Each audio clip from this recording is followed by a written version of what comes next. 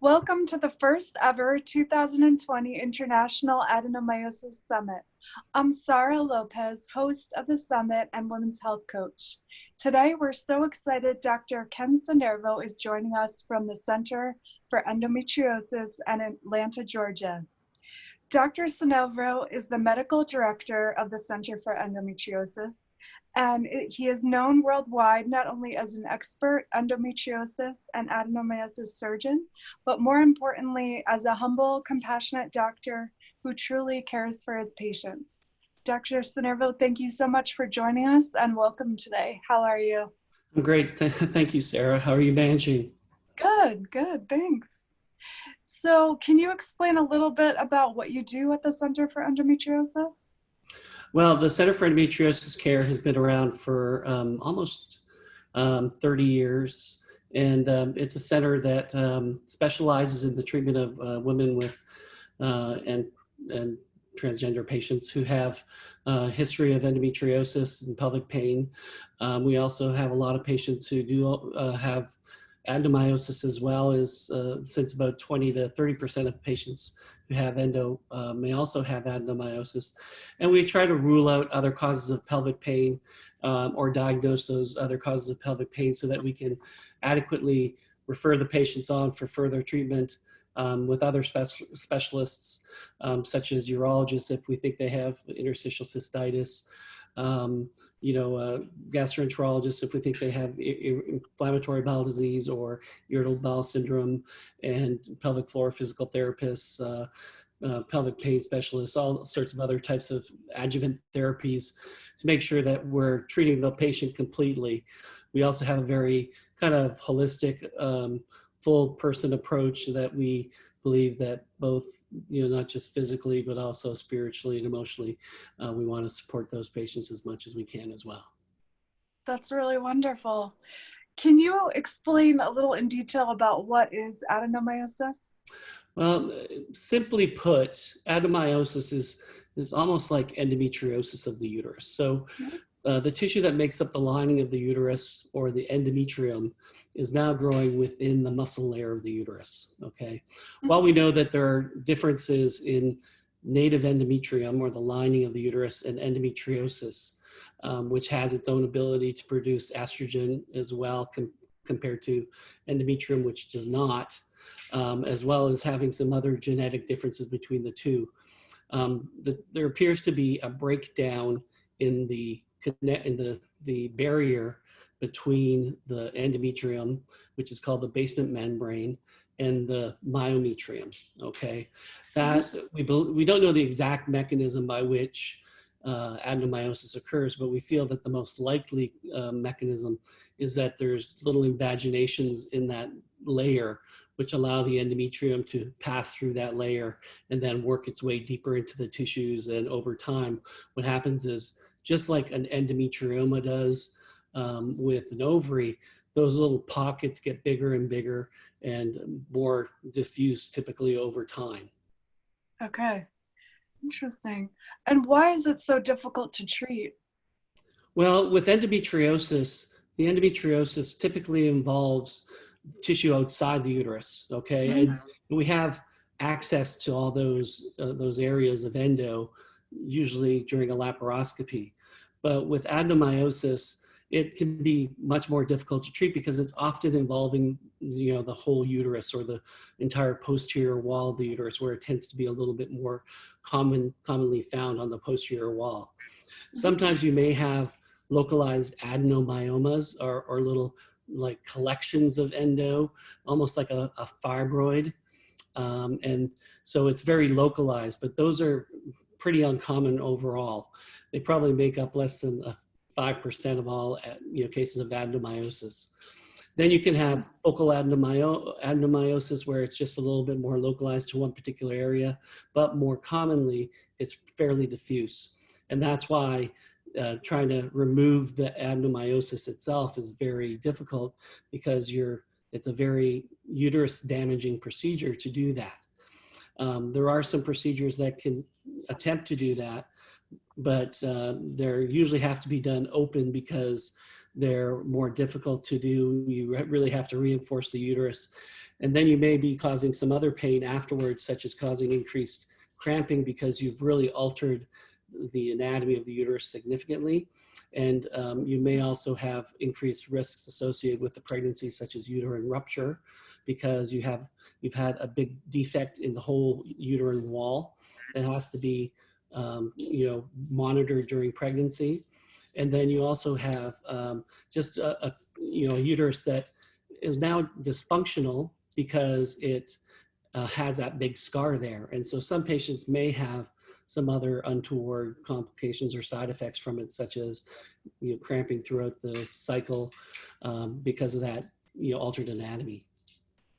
Are you talking about an ablation or a UAE or? Well, no, those types of Yeah, procedures won't treat the adenomyosis itself. yeah, There are some studies which have looked at high frequency ultrasound where they direct that energy into the uterine wall to try to decrease the pain associated with the yes. adenomyosis. Those are very, very early procedures that are being looked at on an experimental basis. Typically, what an ablation will do is it'll treat a uterine ablation or a uterine artery embolization. A uterine artery embolization is typically used for patients who have like a fibroid, okay? And those studies with fibroids have suggested that, they can result in a decrease in the volume of the fibroid, but they may not necessarily result in a decrease in the size of the adenomyosis, again, because it's more diffuse. There are some potential side effects with uterine artery embolization. Some patients may have premature ovarian failure. Some others may have, basically, if too much of the uterus is blood supply is affected, they may require emergent hysterectomy, because basically what you're doing is you're killing off a part of the uterus when you do that. Okay, so if you can imagine that when someone has, you're basically blocking the blood supply to that area, much like you would with someone who's having a heart attack. That's what happens when you have a heart attack. You actually block off, or you cause that part of the heart to become ischemic. That part of the uterus becomes scarred afterwards. But during the procedure itself, a significant number of patients have a lot of pain that may require narcotics during the procedure because it is so painful afterwards. In some studies, as many as 2% of patients may need to have an urgent or emergent hysterectomy because of tissue necrosis in that area and infection and sepsis that can develop. So that's a different procedure. With an ablation, you're typically trying to destroy the lining of the uterus. So from a bleeding perspective, yes, you may get some improvement in the kind of one of the end symptoms of adenomyosis being heavy clotty periods. Yes. But the muscle part of the uterus is not being addressed in that procedure either. And so what it results is you end up maybe getting some improvement in their bleeding, but they still have very painful periods, or still have very painful, they may not have bleeding, but they still have a lot of pain associated with the time they're having their period. And or they may also have problems with, again, the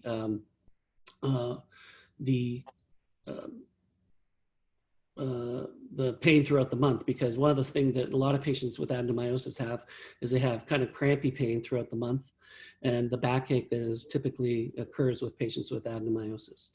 The procedure that specifically tries to address an adenomyotic wall is something called the Osada procedure, basically where they're taking out a huge wedge of the posterior uterine wall. And then what they have to do is they have to reconstruct that, typically in about 3 layers, to reinforce it as much as possible. And by kind of debulking the uterus, you're actually kind of trying to get rid of most of that disease. If you have an area that's considered to be an adenomyoma, which is kind of like a fibroid, but it's mostly made of adenomyotic tissue instead of just muscular tissue, you can sometimes remove an adenomyoma. But the problem with adenomyomas is unlike a fibroid, they don't have a very well circumscribed capsule. Okay, so you can imagine almost like when you pull out a fibroid, it's kind of got like, if you would consider the baseball, that outside leather part of the baseball is the capsule. okay, and then Mhm. the string part on the inside is the inside part of the fibroid. So when you remove a fibroid, that capsule helps to kind of give you the delineation between normal tissue and abnormal tissue. But with adenomyomas, you don't have that separation, and so you you're kind of cutting into tissue that may still have adenomyosis in it, and you have Mhm. to keep kind of enlarging and continuing the dissection, and so you may end up leaving disease behind. Okay. For example, one time I had a patient from Africa who I was treating, and she came in and she had a very large adenomyotic uterus, Mhm. probably around 14 week size. Okay. So typically the Yeah. uterus weighs about 80 to 100 grams in a mature woman. Mhm. And I removed about 550 grams of adenomyotic tissue out of the uterus. And then a year and a half later, I removed another 250 grams. So I removed basically 8 times the volume of a normal uterus over 2 surgeries. She was very Wow. lucky and blessed in that with IVF, she was able to get pregnant and carry a pregnancy and has a Great. baby. But those are very unusual types of procedures, especially Yeah, when you have such a huge adenomyoma that you have to remove. definitely. Have you done an ASADA procedure? Or Well, I haven't practiced it myself. No, yeah, there are some doctors who do those procedures. I kind of restrict myself to focal adenomyomas, definitely. and for patients who aren't desiring fertility, a hysterectomy is really the best option for those patients Yeah. because you deal with not only the heavy bleeding but also the pain aspect of it. Hmm. The great majority of the hysterectomies I do are actually for endomyosis and not because of severe endo. I Yeah. probably only about 3 to 5% of all the hysterectomies that I do Hmm. on endo patients are because of the severity of their endo. Okay. Most of the endo or the hysterectomies I do are because of adenomyosis. And Right. those are typically after we've tried all different types of therapies to try to manage the pain associated with the adenomyosis, such as pre-sacral nerectomies or using IUDs or using other types of hormonal suppression, such Yeah. as danazol or even sometimes using something called um, uh, it escapes my memory right now, bromocriptine, which is Okay. a material or a drug that's usually used for um, patients who have prolactinomas, which is a Hmm. tumor in the brain. But there Okay. were some animal studies that suggested it may actually benefit female patients as well. Hmm. And as many as 60 or 70% of those patients responded positively to the use of bromocriptine. So that's another Hmm. medication that we sometimes use, trying to give it for 6 months to see if it helps with their symptoms before Interesting. considering hysterectomy. Huh. And for that drug, have you are there side effects, or what are the side effects in With general? with The bromocriptine, Yeah. actually, it's fairly well tolerated. Hmm. So the side effects are pretty uncommon. Okay, Okay. some patients may have some visual changes, things like that. But again, Hmm. those are a small percentage of patients. It tends to be very, very well tolerated because some of these patients may need to be on it for a significant length of time. Okay. Yeah. They also use it to try to cause a cessation of lactation in some patients when they're, lactating longer than they need to be, or because of the prolactinoma. That's one of the side effects of it, is that they have the lactorrhea or Hmm. breast discharge. So Okay. it helps to eliminate that and to decrease the size of the tumor sometimes. Interesting. What would you say the success rate of it is? Well, according to the studies, it's Mhm. probably 60 or 70%. Oh, that's I've only high. probably used it in maybe a dozen patients, Hmm. and I'd say it's maybe 50-50 in the patients that I've tried it on. Okay. Worth That's knowing definitely worth about that. trying Yeah, I've because never heard of it's it. just another avenue that we can try that gives us another thing that may help prevent a hysterectomy in someone who may not necessarily want it. Yes, it's such a hard decision to do the hysterectomy, and the more things that can be tried before the better. So, yeah, that's Exactly. And interesting. some patients, it depends on their own experiences. Some patients, they kind of get to a point where they're just very adamant that they want that, Yeah, because they're just frustrated with all the surgeries that they've had and all the medical treatments they've tried. And others are very anxious about, considering that possibility. So we just have to definitely. totally try to individualize it for each patient. and try to be patient if they're going to be patient with us. Yeah, exactly. And what do you think about Lupron and Orilissa for adenomyosis? I have my own personal opinion trialing Lupron for adenomyosis, and Well, it wasn't a good experience, was not good for me, but. Again, Lupron, I'm not a big fan of Lupron. Okay. Yeah. I'm not sure if you've noticed that in any of the readings that you may have read on I our have, website yes. or any of my correspondence on Facebook or anything like that. But yeah, I'm not a big fan of Lupron, and the reason for that is I think there's been some misrepresentation of some of the data associated with it. Okay. Yeah. There have just been so many patients who've had not just the side effects that you get from being menopausal, hot flashes or night sweats. Most of those respond to, norethindrone or agestin, and that helps to decrease the damage to the bones as well. Okay, but we're talking more significant side effects that don't go away, such as bone or muscle pain that never goes away, almost like having an arthritis type of syndrome afterwards. Other patients have had memory loss, which has been debilitating. I had a high functioning principal who couldn't remember anything after she had been on that medication. And so I think it's not as benign as a lot of doctors perceive it is. No. And I don't think it's as benign as it's portrayed in its in the FDA package insert that is looking at some of the work by Dr. Redwine, he looked at the percentage of patients who had those muscle or joint problems, and as much as 15% may have had problems. Wow. As well, he's teased out other problems such as premature ovarian failure, which may be another side effect of it. And so not a big fan of Lupron. Okay, with Orilissa, there's less data that we have about its serious side effects. Because again, it's only been in use for about 2 years. But again, I think that was forced through a little bit as well through the FDA because they were losing their patent on Lupron and they needed something to fill the gap. And they're also losing a patent on Humira at the time. So that was another big money maker that they were losing. And so they it was necessary for them to kind of come up with something to fill that gap that would bring in billions of dollars.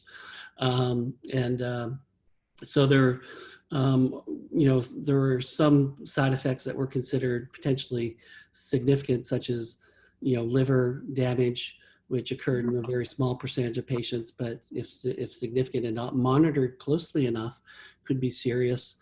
The other thing that kind of scared me was the number of patients who had suicidal ideation, and actually one patient in the trials killed himself.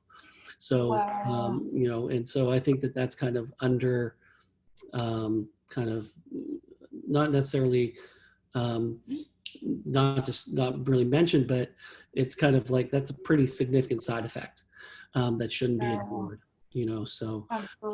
So again, when you look at all the studies that have looked at the effectiveness of different hormonal therapies, birth control has been found to be no different than Lupron, and Lupron hasn't been found to be any different than other forms of progestins.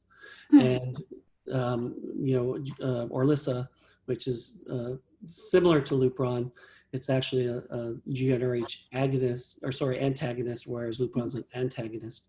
But it basically causes the same sort of things. So it can, it may be effective for some patients, but I haven't had a lot of patients who've had great benefit from either of those medications. If you have a lot of symptoms other than having periods, painful periods. So when you look at the product monograph for Lupron itself, 85 or 90% of patients have improvement in their period pain because they're not having periods. Okay. Right. When you look at pelvic pain or painful bowel movements or painful intercourse, less than 40 or 50% of patients had improvement in those symptoms. And I think that a lot of doctors don't even recognize that that's as significant a difference. And the number of patients who come off of the therapies because of severe side effects is very, very high. Same thing with Orilissa. maybe I'm just not seeing the patients who have success with Orlissa because they're doing well. But in all the patients that I've treated for endo who've been on Orlissa, Yeah. the great majority of them, well over 80 or 90%, have not had a good personal experience with it. Okay. And the other problem with those medications is, compared to birth control, which we know you can take indefinitely, okay, it has a very good safety profile. Yeah. You can't take those things indefinitely, okay? Right. And they're about 10 times, well, they're way more expensive than birth control. Birth control, most places you can get for $15 a month, which Right. works out to $300 a year compared to about $10,000 a year for those other therapies. So you look at something that's 30 to 35 times more expensive and has not been shown to be any more beneficial than birth control, and you really have to question the advantage of using something along those lines. Definitely. That's really good to know. It's interesting. As far as heavy bleeding and IUDs stopping the bleeding, as in the Facebook groups I'm in for adenomyosis, I notice that, I don't know if it's the women writing that don't have a good result that write more, but I notice a lot of failed trials with IUDs for adenomyosis. Do you notice that in your practice? Well, you know, it's always a squeaky wheel that gets oiled, right? Yeah. People who are doing great aren't typical. This is very typical of any type of advocacy out there, right? Or Yeah. support group. It's often the people who are having a hard time with a particular problem that are seeking out other alternatives, right? Right. If they were happy, they wouldn't be on a group saying, "Hey, you know, I'm happy." You know, No. it's a support group for people who are having a problem and not doing well because they need support. Right. So the ones who are doing well are, you're not hearing from as much. Okay. Yes. In Yeah. my experience, I think a large percentage of patients do well with the IUD, Okay. probably 80% or so. Maybe, Mm. if you look at the studies, as much as 90% or so do well with the IUD. Just like birth control, they're pretty well tolerated. If you look at the data, about 60% have lighter periods Yep. when they're on, or Mirena or Kylena or Mm-hmm. Skyla, Mm-hmm. and as many as 20% have no periods at all. Yeah. And things like Depo-Provera, yes, there's a high rate of no bleeding on Depo-Provera, but Depo-Provera has, I think, a much different side effect profile than the levonorgestrel IUD does. Mm-hmm. I think there's not as much depression with the IUD as you get with Depo-Provera. I think the weight gain isn't nearly as big an issue that you get with Depo-Provera, where you can get as Yep. many as a 15-pound weight gain within 3 years. I've had some patients put on 70 pounds in 6 months on Depo-Provera. Wow. So that's a huge difference, and afterwards it's very hard to get rid of that weight for them. I've also seen that type of weight gain with Lupron, but that tends to be an outlying side effect with Lupron. But Depo-Provera is definitely one that can cause problems in that regard. But in terms of looking at the data objectively, if you don't have any cramping associated with the insertion of it, and it isn't expelled, both of those things probably happen, less than a few percent of the time. So again, 95% of the time it stays in and the cramping isn't too bad and you can tolerate it. So from that perspective, whether it gets rid of their pain completely, that's a totally different thing. From a bleeding perspective, most patients improve. And would you expect that the heavy bleeding would continue for a couple of months before it improved I tell patients that you have to give it 6 to 12 months Mm. as a trial, assuming it's not painful, to give it a really good chance of improving the bleeding. Okay. Yeah. So it's definitely, with birth control, we usually recommend giving it at least 3 months. But with the IUD, I think it definitely takes as much as 6 to 12 months to give it a fair shot. Okay. And you mentioned there a risk of it being expelled. Is there any connection with that and adenomyosis with a higher risk of it being expelled, do you think? I'm not aware of. Yeah. Okay. I just don't think, when you look at endometriosis and the number of studies that are out on endometriosis, it's like, tens of thousands or hundreds of thousands. When you Mhm. look at adenomyosis, you're probably looking at less than 100. Yeah. So there really isn't as much written about adenomyosis because, No. the two big areas where adenomyosis becomes important is from a fertility perspective and Right. then from a pain perspective. Mhm. If you look at the historical demography or who gets adenomyosis, Mhm. typically it's older patients who've had kids, who are probably more likely to get a hysterectomy. And so a huge chunk of the population who has adenomyosis is treated effectively with that. But then Yes. you've got the younger patient who's got pelvic pain associated with their uterus. That is something that's much more difficult to treat. And Mhm. unfortunately, there's just not as much data out there, especially from a pelvic pain perspective, and Mhm. effective management treatments. There's more and more from a infertility perspective, how the presence of adenomyosis may increase the likelihood of complications during pregnancy, and Mhm. that data is continuing to evolve and grow. Um, and for example, I was reading today, in preparation for this and another talk that I'm doing, Mhm. that patients who had more diffuse adenomyosis tended to have heavier periods and to be a little bit older, whereas people who had a localized disruption in their basement membrane or the junctional zone, Yeah. were more likely to have increased risk of miscarriage, Okay. or fetal loss. So these are the types of things that they're focusing on, Mhm. from an adenomyosis perspective, and how to diagnose it a little bit more accurately with non-invasive testing like Mhm. ultrasound. MRI is fairly, commonly used to diagnose it, but if they've been on a suppressive medication, it may Mhm. be less effective in those patients. We're also Oh. looking at, what are the features on ultrasound that are Mhm. very suggestive of adenomyosis. And some other doctors are looking at how can we stage the disease, based on radiographic or ultrasound findings, how diffuse the disease is, how big the pockets are, whether it's, again, localized or throughout the entire posterior wall or even involving the anterior wall in some patients. Mhm. So again, that's something that's evolving and in its infancy. And I expect over the next 5 or 10 years, we'll get a lot more information about adenomyosis, especially I hope from a fertility perspective. That's going to be very, very important. it would Um, be. One thing that's come up in the last several, 3 to 5 years are we're seeing more evidence that the presence of endometriosis has an impact on pregnancy as well, and pregnancy outcomes, not just for Mm. mother, but also for the fetus.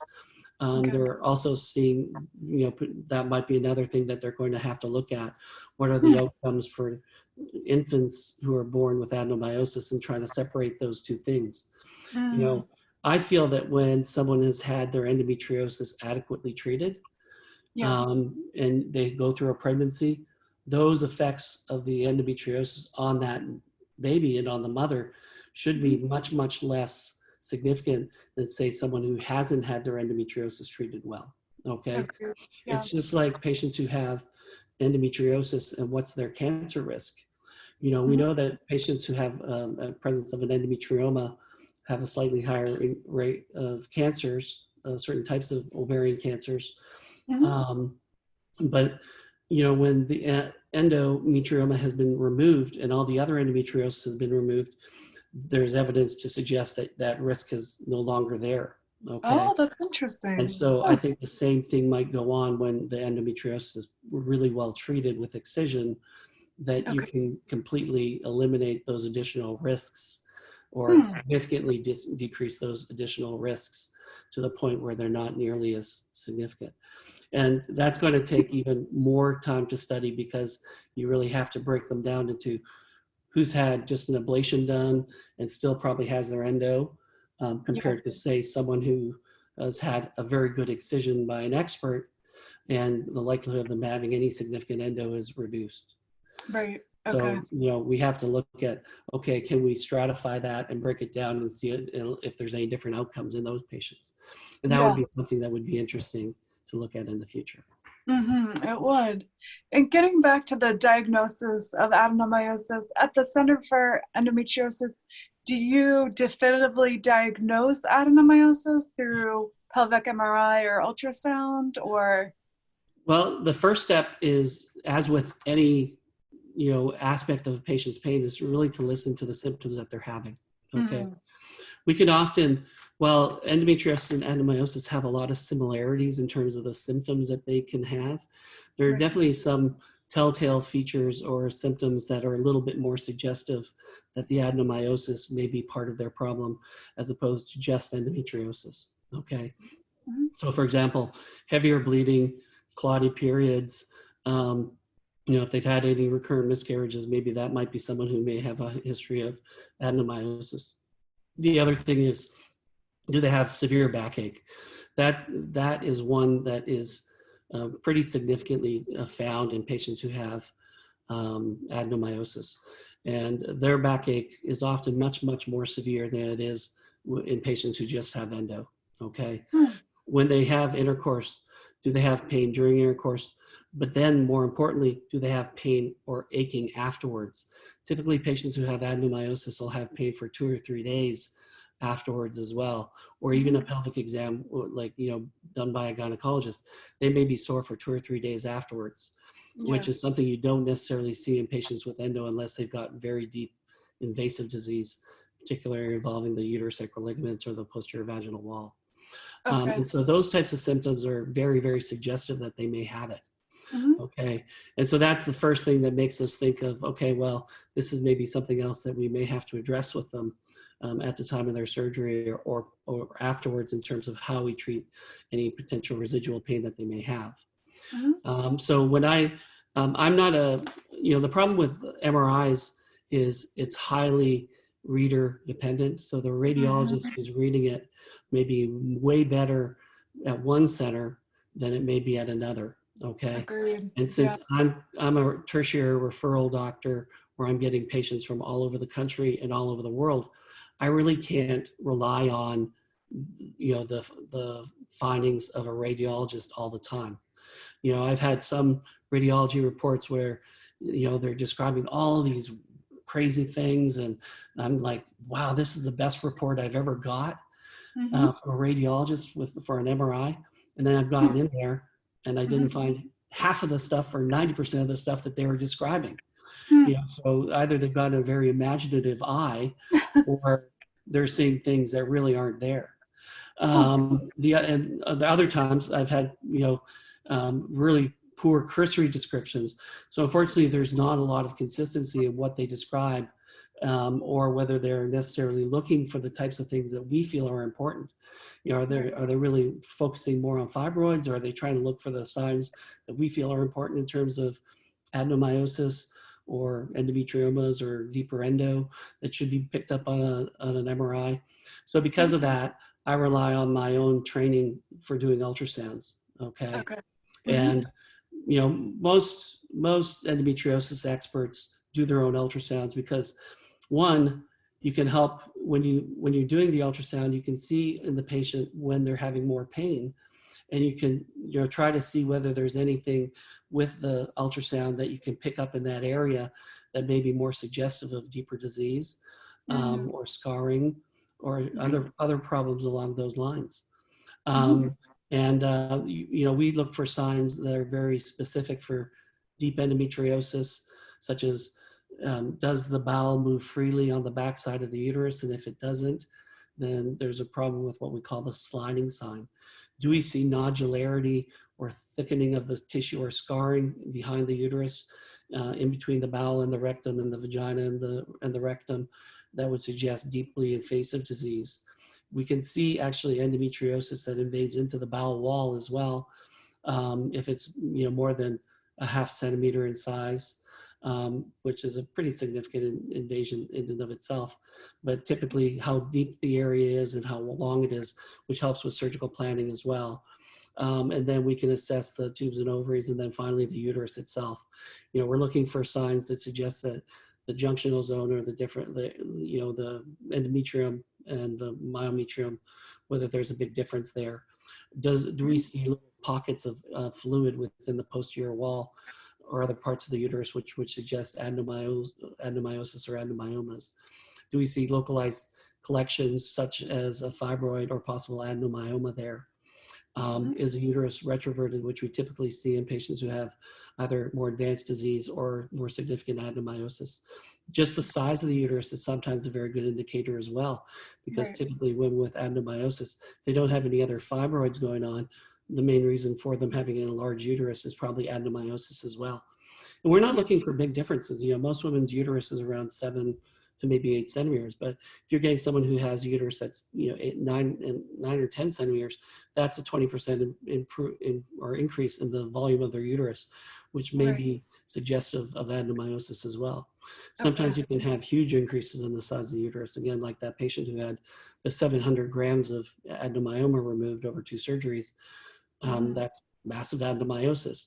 And so, you know, you'll be able to look for these different features to try to help you diagnose just more advanced endo as well as adenomyosis. And so it's very important that if you are a specialist who works with patients with endometriosis, to have the skills that you've developed over time to be able to pick up these particular signs to help you diagnose the problems and make sure you're not missing something that's very important. Definitely. I find a lot of women with endometriosis also complained of low backache, and me as well. What is the cause of that? Do you know why they're Okay, so associated? there's the uterus is innervated by many different sources, but there's a group of nerves that go through the uterosacral ligaments called Frankenhauer's plexus. Okay, and that goes to the sacrum. Okay, Okay. and so are you familiar with patients who have thoracic endo? Yes. Okay, so patients who have diaphragmatic or thoracic endo, they'll have endometriosis on the diaphragm, okay? And the diaphragm is innervated by the cranial nerves C3, 4, and 5, which make up the phrenic nerve. And so often patients don't just have pain right where their rib cage is, where you would expect that their endo pain would be, but it's actually referred to their shoulder blade or their shoulder or their neck, because those are the areas that the C3 and C3, 4, and 5 innervate. So your body fools you into feeling that that's where the pain is. And, you know, you try and rub it, have all those therapies up on your shoulder and your neck, but nothing seems to work because the problem is really on the diaphragm, which is almost 2 feet away from where you're feeling your pain. The same thing is going on when you have adenomyosis as well. A lot of the pain is referred to the sacrum. And so, you know, having menstrual, when you have menstrual like lower back cramping, that's where it kind of localizes to, you've got your lower sacrum where women feel the pain. If you could get something that puts pressure on that area, during a cycle, you'd have a great little device that might help women, I maybe should invent a little belt with a couple of little pressure points, a couple of shot balls there or something to help relieve the pain there. But the same process is going on with the adenomyosis, but it's all the time, okay? Because the pain associated with the uterus is being sent to the sacrum, and that's why they have the lower back pain, because of the referred pain, not necessarily that it's involving deeper nerves. And you see that when you do a hysterectomy on someone with bad adenomyosis and they have back pain as their predominant symptom, you do their hysterectomy and they'll wake up and they'll say, oh my God, the pain I've had all these years is gone. It's miraculous. And that's why, treating patients with endo and adenomyosis is so satisfying, because at least from my perspective, maybe not from a general gynecologist perspective where 80% of the time they fail because of using ablation. But from my perspective, when I wake up and I round on, or going around on the patient the next day, and I ask them how they're doing, and they say, I don't have that pain anymore. It's like a miracle. That's the thing that they usually describe right away afterwards. That is amazing. Really great. With endometriosis, a specialist once told me that if there's no constant pain, then it's not endometriosis. Is that true? No, that's ridiculous. Okay. I thought so, but endo can have so many different presentations. I have some patients who have no pain with their cycle, and then pain at other times of their cycle of the Yeah. month. So trying to fit endo into one little basket doesn't work. Okay, No. you have to try to look at the whole picture and what's the type. Look at the type of pain that they're having. A lot of patients, when they're younger, maybe their pain only was during their cycle. Okay, Mhm. and Yeah. then as time goes on, their pain may be present all the time. Yeah. Some patients may only have localized pains. For example, if they have an adenomyoma or they have a deeper disease on one side of their body, they'll Mhm. only feel pain on that side, not even in the middle of in their pelvis, as you would suspect with a lot of women with endo. Some Yeah. patients may have, right upper quadrant pain, and okay, we've got to rule out a problem with their gallbladder, but then we Mm. also have to try and consider the possibility of diaphragmatic endo in those patients. Okay. Unfortunately, endo doesn't fit into one perfect little basket. That's why we ask, do they have painful periods? Do they have chronic pelvic pain? Do they Mhm. have painful bowel movements? Do they have bladder symptoms? Do they have Mhm. backache? Do they have pain with intercourse? Do they have alterations in their bleeding? Do they have pulling and tugging sensations? How do they describe their pain? Is it Yeah. deep achy? Is it crampy? Is it pulling? Is it sharp lancinating like a nerve pain? Mhm. We try Mhm. to really characterize their pain as best that we can, so that we can try to get to the potential interactions with deeper structures. For example, nerve pain, or pain that radiates down into their buttocks, or Mhm. even all the way down to their foot. You have to think, okay, well, could they have a rare manifestation of something called sciatic endo? Mhm. So we really have to look at the whole picture, and the Mhm. fact that you don't have pain all the time. But no, I'd say that probably the majority of patients don't have pain all the time. But Okay. as these progresses, yes, they can have pain all the time.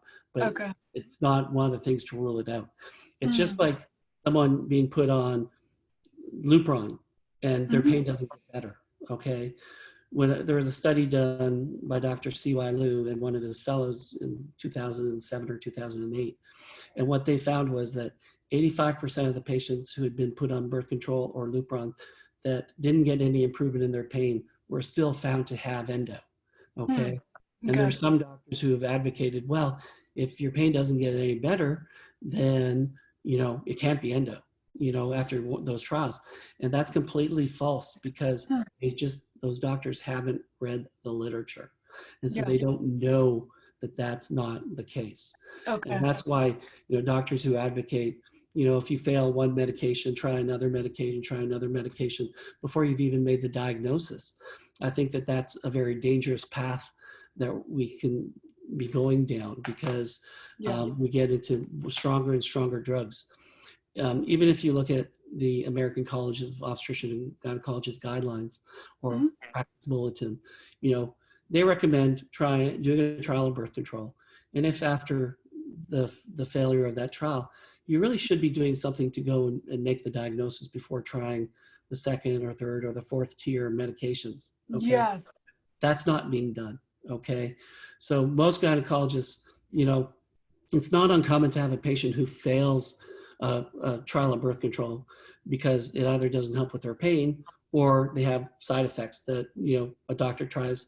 Okay, let's try another birth control to Yeah. maybe get around those side effects. Okay, but Right. when you've been on every kind of birth control out there and you haven't gotten any better, Mhm. you think you probably could have made the same conclusion after the first or second birth control as you could have after the 12th. Okay, Definitely. So and frustrating. this is one of the things that leads to the delay in diagnosis. Yeah. Okay, and so if you really follow the guidelines properly, if you fail a trial of birth control, you should be doing a scope on those patients, not delaying 10 or 12 years in making that diagnosis for that patient. Okay, Yeah. Yeah. and we've also suggested other things that should be part of the way to manage patients. If a patient is seen by a generalist, a regular OBGYN, Mhm. and they've had an ablation surgery done, the next step, if they have a failed ablative surgery, is not another ablation. Okay, Yeah. I Yeah. think it should be referral to a specialist who excises a disease to maximize their chances of being pain free. okay? Absolutely. Because when we have multiple surgery after multiple failed surgery after multiple failed surgery, we're changing the patient from an endometriosis patient to a chronic pain patient who may have other problems like severe retroperitoneal fibrosis or scarring behind the surface that is causing their pain, and not only endo at that point. And then we start getting into this problem with what we call central sensitization, where the wiring that makes up the nerves innervating the pelvis no longer function the way they should, and start sending pain signals when those nerves shouldn't be causing pain, and things like that. So I think that if we were to develop a set of guidelines that were properly followed by the doctors, I think we would completely change the outcome of most patients with endo. But unfortunately, most of the groups that are out there that are supposed to be guiding doctors are not necessarily looking at the best interests of the patient. Sometimes they're looking at the best interests of their doctors that they're serving. As I said in another webinar that I had, it's not the American College of Obstetric and Gynecologic Patients. It's the American College of Obstetricians and Gynecologists. And that's who they're looking out for, not necessarily the patient. That they should be patient focused and patient outcome based guidelines, as opposed to just satisfying the 90% of gynecologists out there who do ablation and would be worried about losing half of the money that they make on ablation surgery, because you'd have to give the doctors who are doing the better surgery that takes longer and takes more training to get paid better to do the right surgery. So unfortunately, it's not necessarily serving the interests of the patient. No. Another thing that sometimes is necessary is if a patient's got bladder symptoms, you have them see a urologist, but if they still have symptoms that are consistent with endo, you don't ignore that. You just don't blame it all on the IC. Or if they've got bowel symptoms and they get a diagnosis of IBS, but they still got pelvic pain that is not related to their bowels, that has to be investigated. And the only way to do that is with a laparoscopy. So if we were to do these things, we know that there was a study in Europe that was done a few years ago that looked at patients who have endometriosis, and that they were able to get the diagnosis of endo within a couple of years, which is really what we should be striving for. Because if we are able to do that, then we can prevent patients from having unnecessarily long delays in diagnosis, having multiple poor ineffective surgeries, and getting their quality of life back, improving their fertility, preventing social and economic problems, as well as psychological problems that these patients can undergo by being undertreated, and that sometimes can lead to social isolation and loss of friends, because I can't rely on Sophie, because whenever we make plans, she always cancels. And so you see patients who basically go through this evolution, which is quite devastating. You have a young girl who's very outgoing and fun, and then by the time they're 20 or 30, they're basically isolated at home because they can't make plans because of their disease. And this could all be prevented by aggressive treatment of the problem, instead of just delaying it and delaying it and delaying it. Absolutely. Thank you for all the work you're doing. And I really hope that COVID-19 ends soon so more women can get excision surgery when they need it. Absolutely. It's something that, it's very frustrating from our perspective, but we have to look at the whole picture and everyone's health right now. And hopefully we can get through this and then move forward, and rely on the other scientists out there to develop a vaccine or other treatments that we can use to try to prophylax against it. I really hope so too. Thank you so much for all the good work you're doing. Well, it's my pleasure. You have any other questions that you're interested in, or have I taken up too much of your time? No, not at all. This is so great. I've learned a ton from you. Thank you so much for your time. You're welcome. Yeah. Well, if you want to do this again, by all means, just let me know. Really? Okay. Thank you. Thank you. It really means a lot. Reaching patients is probably the most important thing that I do. And the more patients that we can reach and educate them about excision and the best treatment of endometriosis, the better they will be, and that they can resume their lives normally sooner. Yes, definitely. Great. Well, thank you so much, Dr. Sinervo. Have a You're good night. welcome. Okay, take care. You too. Have a blessed night. Bye. You too. All right. Well, thank you so much. Thank you.